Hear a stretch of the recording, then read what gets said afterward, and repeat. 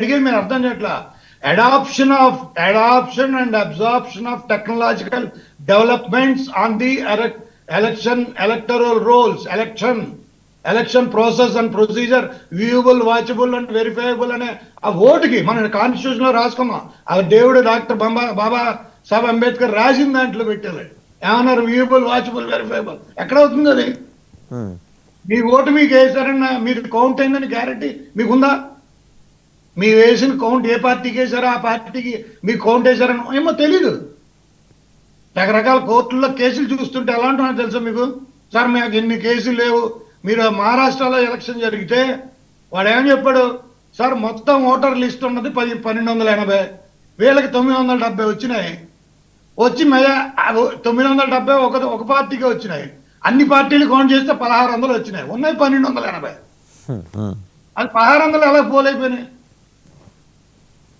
ఉన్నవే 1200 బూత్లో 1280, కానీ పోలేని 1600 పైన.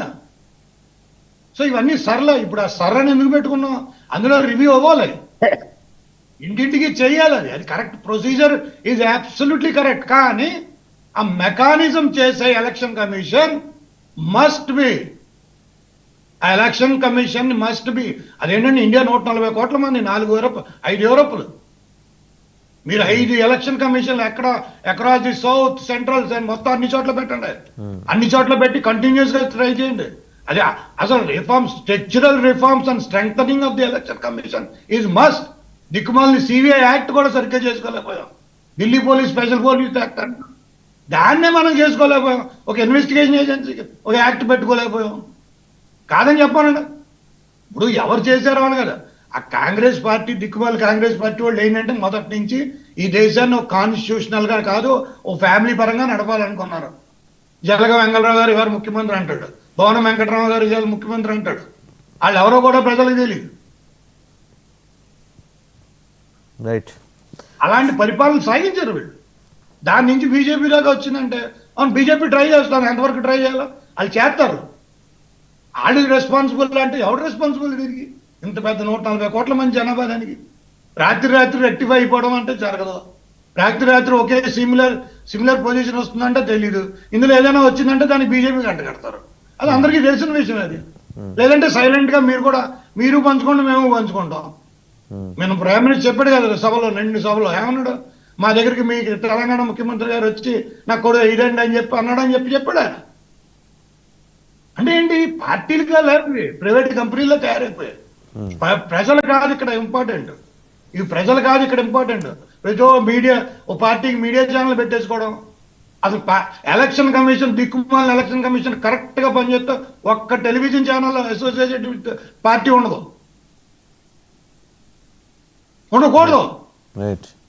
కానీ అలా కాదు కదా. పార్టీ అధినేతలు ఇప్పుడు మీరు ఏమో సాక్షి ఛానల్ ఉందనుకోండి, అది ఎవరిది? అతను చెప్పే ప్రీచ్ ఎలా ఉంటుంది? ఇంకొక ఛానల్, ఏ ఛానల్ అయినా ఇప్పుడు for that fact BJP, TDP, Congress అని నాకు I don't care.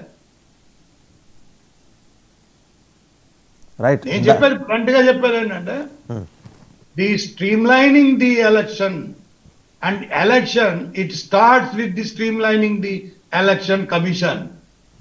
Election commission to perform and execute this, sir, it should be the duty and responsibility of the election commission to perform as a streamlining the election commission.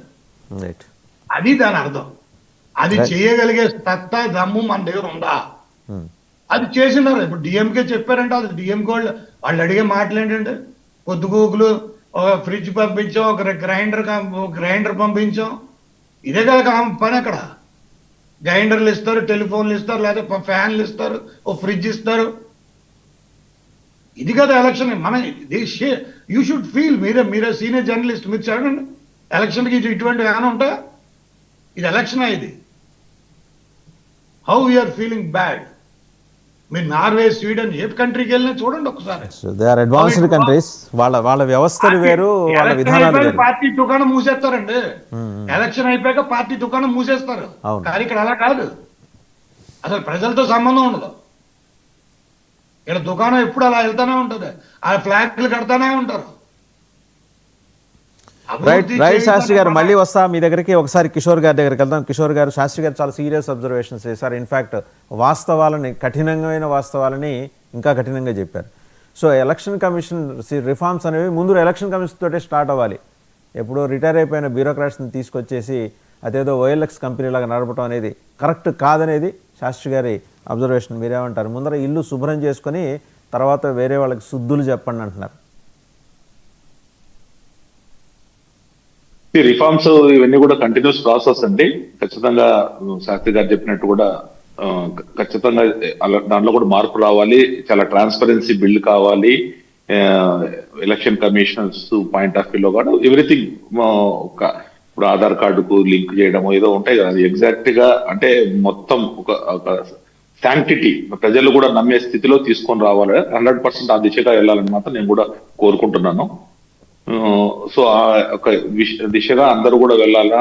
అన్ని మీరు కూడా fourth estate గా మీరు కూడా media కూడా ఆ విషయంగా ముందు ఒక ఇనిషియేటివ్ తీసుకొని lot of discussions can happen over this and we can make it transparent. And regarding Stalin and Pinarayi Vijayan వాళ్ళు ఎందుకు సార్ అంటే వెస్ట్ బెంగాల్ మమతా బెనర్జీ గారు అయితే చాలా ఓపెన్గా ఫ్రైటన్ అవుతున్న విధానం స్పష్టంగా కనిపిస్తుంది. ఆమె మాట తీరు కానీ ఆమె హావభావాలు కానీ తెలిసిపోతున్నాయి. ఇట్ డస్ నాట్ మీన్ ఆమె ఏదో ఎలక్షన్ లూజ్ అవుతుందని కాదు, బట్ ఆమెకున్న కాన్ఫిడెన్స్ లెవెల్స్ని వీళ్ళు బలంగా దెబ్బతీయగలిగారు. ఆవిడకున్న వెపన్ ఏంటి? వలసదారుల ఓట్లు, అక్రమ చొరబాటుదారుల ఓట్లు. వలసదారులు అనలేము, అక్రమ చొరబాటుదారుల ఓట్లు. ఇప్పుడు మనం చూస్తున్నాం హకీంపూర్ బార్డర్ వైపు రోజు వేల మంది వెళ్తున్నారు. ఎందుకంటే ఇవేమీ లేకుండా, సిటిజన్షిప్ లేకుండా ఇక్కడ ఉంటే 5 ఏళ్ల జైలు శిక్ష, 5 లక్షల జరిమానా. ఎందుకు బతికుంటే బర్మాలో బలిసాగు తినొచ్చని చెప్పేసి ముందర బంగ్లాదేశ్ వెళ్ళిపోతున్నారు. చూస్తున్నారు కదా రోజు మనం మీడియాలో విజువల్స్ వస్తున్నాయి. సో ఆ స్థాయిలో జరుగుతున్న ఒక సంస్కరణని డిఎంకే కానీ తృణమూల్ కాంగ్రెస్ కానీ లేకపోతే మన పినరయి విజయన్ గారి మార్క్సిస్ట్ పార్టీ కానీ వేరే కోణంలో చూస్తున్నాయి. ఇదేంటి ఉన్నోళ్ళని మైనారిటీని భయపెట్టే ఒక కార్యక్రమం చేస్తుంది బీజేపీ అని. బీజేపీ మీద ఆ ముద్ర ఎలాగూ ఉంది కాబట్టి ఆ కోటాలో వేసేస్తే అది మొత్తం జనం నమ్ముతారని వాళ్ళు అనుకుంటున్నారు. నమ్ముతున్నారా? ఇప్పుడు ప్రతిపక్షాల దుకాణాల్లో అక్కడికెక్కడ ఇప్పుడు ఆల్రెడీ 21 స్టేట్స్ వచ్చింది. BJP and NDA they are ruling out of 29 states లో. ఆల్మోస్ట్ వీళ్ళ దుకాణాలన్నీ బంద్ అవుతున్నాయి. వాళ్ళకి అర్థమవుతుంది. ఇప్పుడు ఉండేది ఇది కాంగ్రెస్ కూడా మేజర్ గా 3 స్టేట్లు. ఆల్రెడీ కర్ణాటకలో కుర్చీలాట జరుగుతుంది. సో ఆటోమేటిక్ నెక్స్ట్ ఎలక్షన్ వచ్చినప్పుడు గవర్నమెంట్ గ్యారంటీ పోతుంది. 2028 లో వస్తుంది. మేలో ఎలక్షన్స్ వస్తాయి కర్ణాటక. ఉండేది 2 ATMలు మోదీ గారు భాషలు చెప్పేట పెద్ద ATMలు 2, తెలంగాణ కావచ్చు కర్ణాటక కావచ్చు. సో ఇవి ప్రతిపక్షాల పరిస్థితి అదే కదా. వాళ్ళు హోంవర్క్ చేయరు, పక్కనోడు చదువుతున్నాడు, డే 1 నుంచి మొదలు పెడతాడు. ఇంక ఎట్లా కౌంటర్ చేయాలా? పక్కనోడు కాపీలు కొట్టి పాస్ అయ్యాడు, లేకపోతే వాళ్ళు పేపర్ లీక్ అయిందని చెప్పుకోవడం తప్ప వేరేదేం జరుగుతుంది? చదువుకోని వాడి పరిస్థితి అదే కదా. అంటే మీరు చెప్పండి, ఓ మీడియా అబ్జర్వేషన్ తోటి బీజేపీ మీరే అంటున్నారు డే 1 నుంచి ఇమీడియట్ గా మొదలు పెట్టేస్తున్నారు ఎలక్షన్ ప్రాసెస్. ఇదే పని ఉందా బీజేపీ అని? అది పాజిటివ్ గానే మాట్లాడారు. నేను అనలేదండి, ఆ పార్టీలు అంటున్న విషయం నోటీసులో పెట్టా. అదే సార్, వాళ్ళు అంటున్నారంటే వాళ్ళ బాధ ఏంది నాకు అర్థం కాలే. ఇప్పుడు BJP party separate, governance separate. Governance ఏదో గవర్నెన్స్ చేస్తారు, పార్టీని వీళ్ళలాగా కాదు కదా. ఇప్పుడు అధ్యక్షుడు ఒకటే ఉంటాడు, ప్రైమ్ మినిస్టర్ ఒకటే ఉంటాడు, ఇంక్లూడింగ్ పివి నరసింహారావు గారు కావచ్చు, అంతకుముందు కావచ్చు, చాలా మంది అంతే వాళ్ళే కదా. ఇందిరాగాంధీ అధ్యక్షులు, ఆమె ప్రధానమంత్రి, రాజీవ్ గాంధీ అధ్యక్షులు, ఈ టైప్ లో వాళ్ళే ఉంటారు కదా. అట్లా లేదు కదా. బీజేపీలో party separate, prime minister separate, governance చూస్తారు. ఇవన్నీ చాలా ఉన్నాయి. ఆ ప్రాసెస్ గా ఒక స్ట్రాటజికల్ గా బీజేపీ ఆర్గానిక్ గా వెళ్తా ఉంది ప్రతి చోట. ఇప్పుడు బీజేపీ ఏ రోజైనా ఈవీఎం అంతకుముందు UPA 1 and 2 ఈవీఎం తో వచ్చింది కదా. ఏమండి బీజేపీ చెప్పిందా ఈవీఎం లో ట్యాంపర్ అయినాయని? UPA 1 లో బీజేపీ గవర్నమెంట్ ఉండేది అనుకుంటాం. అంటే అంత ముందు UPA 2 ఎవరిది? వీళ్ళ గవర్నమెంట్ వీళ్ళకి వచ్చింది కదా. 206 సీట్లు, 145 సీట్ల నుంచి 206కి వచ్చింది కాంగ్రెస్ 2009లో. మరి ఆ రోజు బీజేపీ ఏమన్నా ఈవీఎంల మీద క్రిప్ చేసిందా? వీళ్ళకి సీట్లు వస్తే ఈవీఎంలు. ఇప్పుడు తెలంగాణలో జూబ్లీహిల్స్ లో గెలిస్తే ఈవీఎంలు పనిచేసినట్టు, పక్కన నుండి బీహార్ అదే రోజు జరిగితే ఈవీఎంలు ప్రాబ్లం వస్తుంది, లేకపోతే ఈ ప్రాబ్లం వస్తుంది. అదే విధంగా మహారాష్ట్రలో. సో ఇవన్నీ కూడా వీళ్ళ బాధ. ఒక విషయం అండి, ఇప్పుడు ఇందాక శాస్త్రి గారు చెప్పినట్టు అప్పుడైతే ఇన్ని తేడాలు రాలేదుగా, ఇవాళ వచ్చినాయి కానీ అంతకుముందు ఇంత స్థాయిలో తేడాలు రాలేదుగా. ఏది తేడాలు ఏం తేడాలు చెప్తున్నాను. ఏం తేడాలండి? ఓటింగ్ ప్యాటర్న్ లో మీరు గనక చూస్తే వీళ్ళు ఇప్పుడు అంటే వాళ్ళు ఏదో ఎలిగేషన్స్ చేసేస్తున్నారు బీజేపీ మీద అంటున్నారు. అలాగే అవును. ఒక్క నిమిషం అండి. ఇప్పుడు ఆ రోజు బూత్ క్యాప్చరింగ్స్ ఎన్ని ఉన్నాయి? మొన్న బీహార్ లో ఎక్కడైనా రీపోలింగో లేకపోతే ఏదైనా జరిగే స్థాయి వచ్చిందా? అది చూడమనండి. వీళ్ళేదైనా ఉంటే చూపించమనండి. నేను చెప్పేది ఆ రోజు ఎన్ని బూత్ క్యాప్చరింగ్ జరిగాయి, ఎన్ని రీపోలింగ్ జరిగాయి, అప్పటికి ఇప్పుడు డిఫరెన్స్ చెప్పండి. ఓట్లతో మనం అంతా ఎన్నో చూసుంటాము, వస్తున్నా శాస్త్రి గారు, అవన్నీ వస్తున్నా, ఒక్క జరిగినాయి నిమిషం కదా. ఆయన కంప్లీట్ చేయండి. సో ఆ రోజుకి ఈ రోజుకి భారతానికి ఈ రోజు ఎవ్రీథింగ్ ఉంది కదా, ఎవిడెంట్. గతంలో టీవీ ఛానల్స్ లేవు, యూట్యూబ్ ఛానల్స్ లేవు, సోషల్ మీడియా అంత స్ట్రాంగ్ గా లేదు. ఆ రోజు పరిస్థితి వేరు. ఎవడు ఓటేసాడో తెలుసు. కొన్ని చోట్ల మీరే చెప్తున్నారు కదా, బ్లాక్ చేసేసినారు, ఓటేసేది అనుకోలేదు. కొంతమంది ఉరి తీసినారు. మన వెస్ట్ బెంగాల్ ఈ రోజు కూడా జరుగుతున్నాయి. మొన్న ఎలక్షన్స్ లో కూడా జరిగినాయి, 2021 లో కూడా జరిగినాయి. సో పంచాయతీ ఎలక్షన్స్ జరుగుతున్నాయి. సో దాన్ని కూడా, ఎందుకంటే law and order state subject, law and order వాళ్ళ కంట్రోల్ ఉంటుంది ఎక్కువగా. సో ఏదైనా చేశారనుకోండి ప్రతిపక్షాలను ఇబ్బంది పెడతారని చెప్తారు. మళ్ళా బీజేపీ ఈ రోజు ఒక 11 సంవత్సరాలు 356 ఆర్టికల్ వాడిందా? అదే ఇందిరాగాంధీ 50 సార్లు వాడింది 356 ఆర్టికల్. సో ఇవన్నీ కూడా ఇప్పుడు స్టాలిన్ కూడా తెలిసిందండి. బీజేపీ ఎప్పుడైతే అన్నాడీఎంకే పొత్తులోకి వచ్చిందో, సో అక్కడ కుసాలు కొద్దిగా ఇదేనాయి వాళ్ళకు. వీళ్ళిద్దరు కలవకుండా చేయాలని ఎంతో ప్రయత్నాలు చేశారు, అది జరగల. ఇప్పుడు ఆటోమేటిక్ గా టైం కూడా దొరికింది బీజేపీ. అంటే ఇప్పుడు బీజేపీ కూడా స్ట్రాంగ్ అయింది అక్కడ. లాస్ట్ టైం కూడా ఓన్ గా బీజేపీ లెడ్ అలయన్స్ మంచి 16-18 సీట్లు ఓట్లు వచ్చాయి. 11.2 బీజేపీ సొంతంగా వచ్చింది. So BJP is becoming a strong player. How it happened in earlier మహారాష్ట్రలో తోక పార్టీ కూడా బీజేపీలో నెంబర్ 1 పార్టీకి వచ్చింది. So that BJP is doing homework and doing getting things done. మీరు కూడా చేయండి, అందరూ శాస్త్రి గారు ఏదో చేసి చెప్దాం అనుకుంటున్నారు. ఒక్కసారి శాస్త్రి గారు దగ్గరికి. శాస్త్రి గారు చెప్పండి. కాంగ్రెస్ ఇప్పుడు తాటి చెట్టు కింద నుంచి కూర్చుని మేము పాలు తాగుతున్నాం అని చెప్పినట్టు కాంగ్రెస్ వాళ్ళు చెప్తారు. ఎందుకంటే చిదంబరం ఏ రకంగా నెగ్గాడండి? ఏడీఎంకే ఓట్లన్నీ తీసుకెళ్లి చిదంబరం కట్టబెట్టేశారు. ఆయన నెగ్గాడు, చిదంబరం నెగ్గాడు, మోతీలాల్ వోరా నెగ్గాడు, షాడోల్లో అజిత్ జోగి నెగ్గాడు. వీళ్ళకి ఏంటంటే వీళ్ళకి ఈ లూప్ హోల్ తెలుసు. అసలు ఈ మీకు విషయం చెప్తున్నాను, ఈ డెమోక్రసీ ఏంటంటే మీరు అసలు మనిషి వచ్చి ఓటు వేయాలి. Franchise of vote is a thumb. దాన్ని తీసింది ఎవరు? కాంగ్రెస్ పార్టీ. అసలు ఈ ఎలక్ట్రానిక్ మిషన్ తీసుకొచ్చింది ఎవరు? అందులోని వీక్ పోల్స్ ని అబ్జర్వ్ చేసి ఎంజాయ్ చేసింది ఎవరు? కాంగ్రెస్ పార్టీ. పిఏ సంగమా ఏ రకంగా నెగ్గాడు? ఇవన్నీ అడిగితే ఏంటంటే మనం అడిగాం అనుకోండి అవి చిరిగి మన కాళ్ళ మీద పడుతుంది అంటారు. వాళ్ళు ఏమంటారు తెలుసా? ఇప్పుడు బీజేపీ స్ట్రీమ్ లైన్ చేస్తున్నా వాళ్ళకి దానివల్ల ఉపయోగం ఉందా లేదా అని దాని మాట దేవుడరు. కానీ వీళ్ళకి నష్టం ఎందుకు అవుతుందంటే వీళ్ళు ఒక క్రియేషన్ మీద బతుకుతున్నారు. వీళ్ళకి నష్టం ఎందుకు జరుగుతుందంటే వీళ్ళకి ఒక క్రియేషన్ మీద బతుకుతున్నారు. ఇప్పుడు చూడండి, ఇప్పుడు ఆవిడ 45 లక్షలు 50 లక్షల మందిని అక్కడి నుంచి బంగ్లాదేశ్ నుంచి తెచ్చుకుంది. ప్రతి నియోజకవర్గానికి 15 నుంచి 20 వేల మందిని పెట్టుకుంది. అందుకే డెవలప్ అవ్వదు. వాళ్ళు హాయిగా రావడం, ఓటేయడం, అక్కడ వాళ్ళ ఓటర్ మిషన్ గా పెట్టుకోవడం, వాళ్ళు ఓటేయడం, వెళ్ళడం రావడం. అంటే our governments are decided by them. ఇప్పుడు అది స్ట్రీమ్ లైన్ చేసి మీరు ప్రతి హోమ్ టు హోమ్ వెరిఫై చేసి అసలు నీ తాత పేరేంటి, నీ తండ్రి పేరేంటి అని అడిగితే వాళ్ళు ఎవరు లేకపోవడం. సో అవన్నీ క్లీన్ అవుతాయి కదా, అవన్నీ క్లీన్ అవ్వాలి. సో వీళ్ళందరికీ ఏంటంటే that is the procedure and practice that democracy అంటే అది వాళ్ళకి అర్థం అది.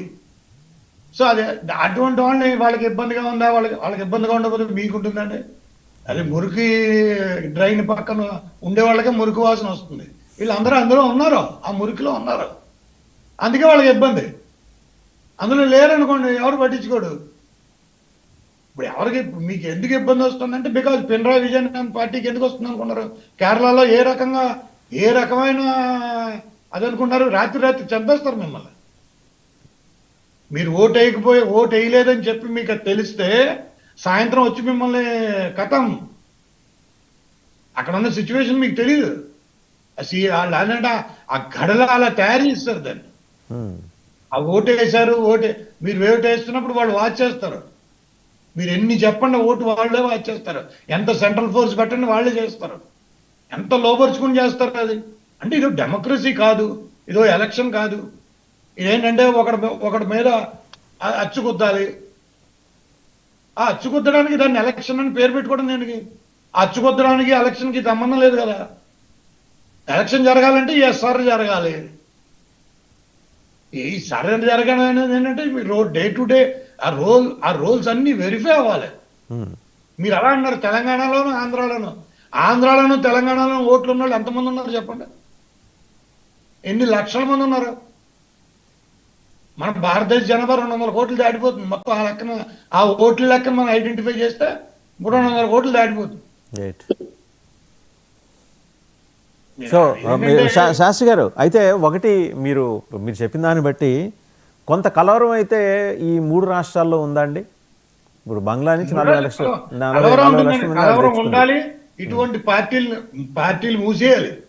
నేనైతే ఓపెన్ గా చెప్తాను, మమతా బెనర్జీ అయినా డిఎంకే వీళ్ళు వెళ్ళిపోవాలి. ఎందుకంటే there should be some kind of change.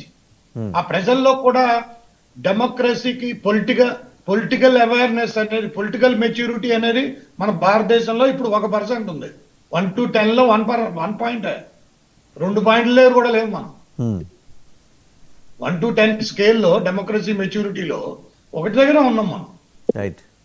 ఏంటంటే పంచితే కానీ క్యాస్ట్ ద్వారా వీడు మనోడు వాడు ఆడు అదిగా తప్పితే ఆలోచన ధోరణి లేదు.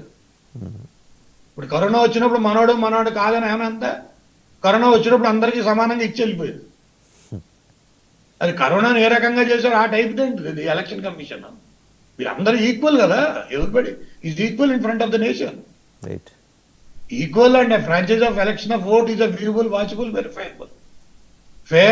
ఫేర్ ఎలక్షన్ ఈ షుడ్ బి మే. అది అక్కడ అసలు లేదు కదా మనకి, ఆ సిస్టంలో మనం లేవు.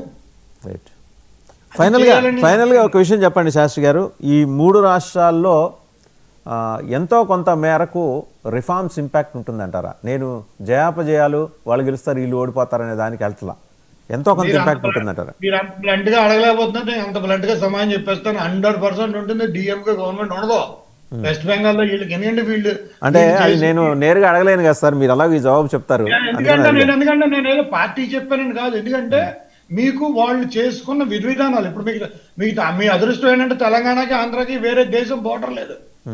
వేరే దేశం బోర్డర్ ఉంటే మీరు కూడా తెచ్చేసుకుంటారు.